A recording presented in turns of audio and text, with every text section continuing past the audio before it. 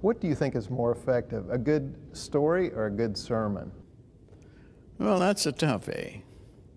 A good sermon, it seems to me, has a story-like quality to it. That is, it is a kind of narration. A good sermon gives you all along a sense of an ending. This is going somewhere. Well, that's true of a story. There are a lot of preachers who never tell stories but have the reputation of being good storyteller because the way their sermons move.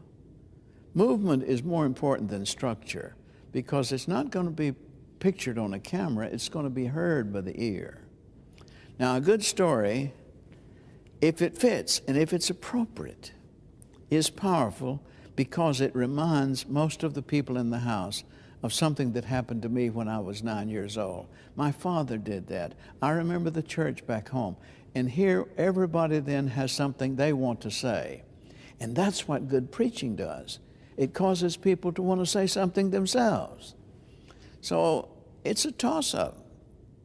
But good preaching, if it dips into the qualities of storytelling, it's pretty close to the same power. I'd hate to come off in front of everybody saying a story was better than a sermon, but a good sermon seems like a good story. Most of the stories that I tell grow out of observation, something that I observed, heard, watched, experienced. But I try not to be on camera myself, but hold the camera in the story on the other person. It may start off, I was in the airport the other day, but it moves to the other person. You don't want to make it too much. But when I have such an experience, talking with a child, visiting with a man on the street, something that happens in the sanctuary, in a home, wherever, all kinds of things, if it strikes me as having the quality of common human experience, it would cause somebody to say, that's exactly the way life is. I write it down in detail. It may be in a nursing home, it may be in a kindergarten. But the time and the place and who and what was said, I write it on one page, and I have notebooks of these. 75% of them never see the light of day, never occur in a sermon. But it enlarges my capacity to sympathize and empathize with people. So I preserve the stories. Very seldom do I tell a story that you read in a book or in another sermon or something like that. Now, it's tough to choose them. They choose themselves more or less. But you have to have a stock of material on which you draw coming into the sermon. You don't want to sit there chewing your pencil or doodling with your machinery saying, now I need a good story at this point. That's going to be a flop, a real flop.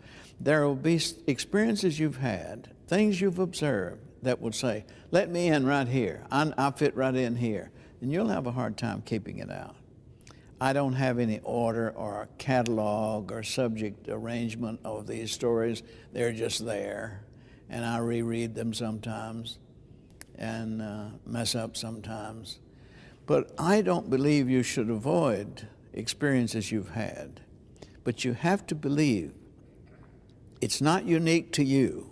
People are not going to sit back and say, our pastor has some really unusual experiences every time he goes to the Fiji Islands or something like that. It has to be out of the heart of life so people identify with it, whatever the source. And sometimes it's appropriate to create a story. I have it on good authority. Jesus created stories, parables. You have to put a tag on it. He put a tag on it. Which one of you, or once there was a certain man. Once you start that way, the listener says, parable. Well, if you start off, you want to put a tag on it. Let us suppose there were, if it were the case, some little tag that says created.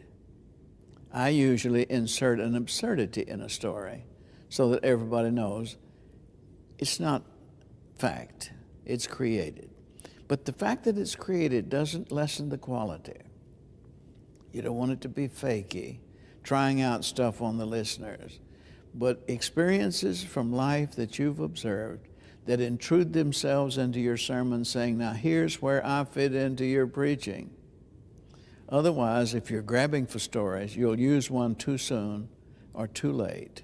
You use it too soon because hey, that's a good story, and you put it in a sermon. And then a month later, there's a good place where it would have fit, but it's too late. You've already used it.